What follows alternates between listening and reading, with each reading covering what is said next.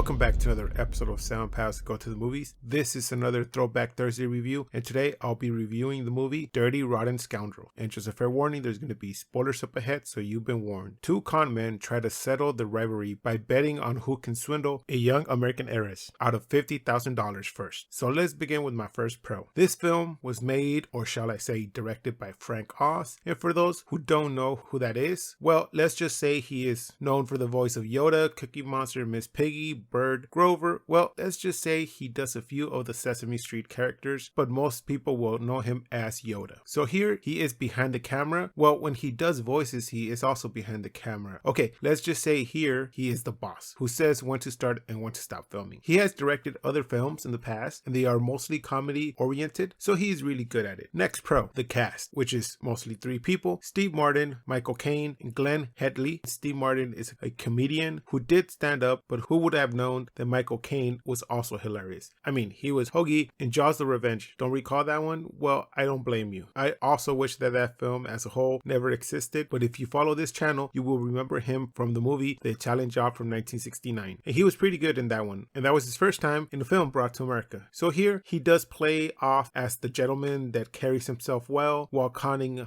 high-end targets, versus Steve Martin, who does the lower tier con jobs for small change. But until they meet Glenn Headley, the Jackal, or as she is known to them, Janet. So it is a great time seeing these two guys fight while they are getting themselves played, and you as the audience never see it coming, so you can say that you were also conned. Next pro, the acting that both Steve and Michael did was amazing. Steve Martin for his comedy, while Michael Caine for his accents, and while he blended his sophisticated manner and how well he carried himself while at the same time being funny. His accent as Dr. Emil is great, and also his Australian accent close to the end was amazing. Michael Caine has some talent with accents, and also he is quite funny too. So both actors in this movie seem to be playing the roles like in the movie Twins, total opposites, but at the same time somehow they are related, and that actually played well, having the two extremes being shown on screen. And now on to my cons. So for a movie about conning people, they aren't that many people we see being conned by Steve Martin. Maybe they could have added a couple of scenes where he tells Michael Caine about his other victims. Maybe they are both drinking, and then start comparing targets they had in the past, trying to one up each other, giving us more information about Steve Martin's character, where he comes from, or if there's a place he's running away from. Since his character does come into Michael Caine's character's hunting ground, he seems like a rival, but still Michael Caine's trying to play nice, but at the same time he's trying to get rid of him. So it wouldn't surprise me that he would try to pry or try to figure out what Steve Martin's angle is. Next con, I also feel that Michael Caine's character needed more of a risk in the movie. What if instead in the end they felt that the Jackal turned them into the authorities, and thus that's why they're waiting for the cops by the bench that we see at the end and are saying goodbye to the world since they feel they will be going to jail. Then all of a sudden she returns just to team up with them, and then roll credits. But have both con artists reflect on how their lives might be over, and instead of just $50,000 being taken away from them, maybe Janet could have taken the deed to the villa, the artwork. Heck, maybe have them both run into the cellar and find it empty. But I feel they need more of a scare than just $50,000 being taken from them. So my final grade for this movie is going to be a 7 out of 10. A film made by Frank Oz that has both Michael Caine and Steve Martin. Just with that, I should have your attention. Then comes the lines that both actors deliver. Some of them were ad-lib and with such a comedic timing as well. Even some comics nowadays who have partners are not as synced as these two are in this film. But coming back to Michael Caine, it is weird that he did not do more American comedies, since I believe that he was really hilarious. But yes, there are some minor flaws, like not adding more hurdles or adding more back and forth between the two guys trying to one up each other. Also, for a film that is close to 2 hours, they should have given us more background on the guys and added more of a stake at the end. So that does it for this review of Dirty Rotten Scoundrels. Please join us next time where we're going to review Bound by Honor, Blood In, Blood Out, or Sangre por Sangre. Who are you fighting? Rasputos! Chewie, who are you fighting? What are you doing? Don't talk to him like that. Just fighting yourselves. What are you doing? Those are my carnales. They're my family. I'm your family.